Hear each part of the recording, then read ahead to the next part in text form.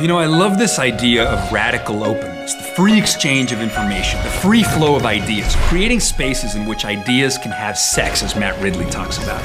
And this is huge because it turns out that ideas are just as real as the neurons they inhabit, as James Gleick tells us. You know, a new kingdom rises above the biosphere. The denizens of this kingdom are ideas, because ideas have retained some of the properties of organisms, it turns out. They leap from brain to brain. They compete for the limited resources of our attention. They have infectivity. They have spreading power. They are what Richard Dawkins calls the new replicators, born from the primordial soup of human culture.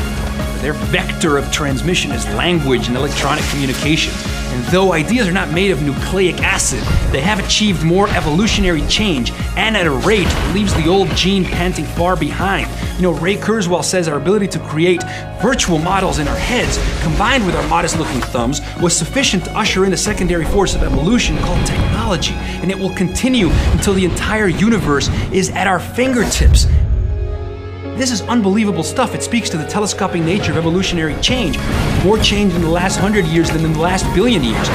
Terence McKenna actually wrote that from the moment that human beings invented language, biological evolution essentially ceased, and evolution became a cultural epigenetic phenomenon. Now, we take in matter of low organization, we put it through our mental filters, and we extrude it in the form of space shuttles and iPhones.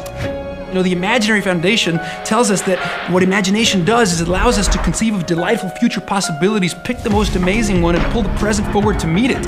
You know, imagine how impoverished this world would have been if we hadn't invented the technology of the oil painting in time for Van Gogh, or the technology of the musical instrument in time for Beethoven and Mozart to unfurl through it. You know, with the revolutions in biotechnology, nanotechnology, the free exchange of information is allowing us to conceive of radical new things. Freeman Dyson says in the future, new generation of artists will be writing genomes with the fluency that Blake and Byron wrote verses. What is great in man, said Nietzsche, is that he is a bridge and not an end. You know, we're on a trajectory smack in the middle between the born and the made, wrote Kevin Kelly. And so radical openness, it's huge. It's a universe of possibility. It's gray infused by color. It's the invisible revealed. It's the mundane blown away by awe.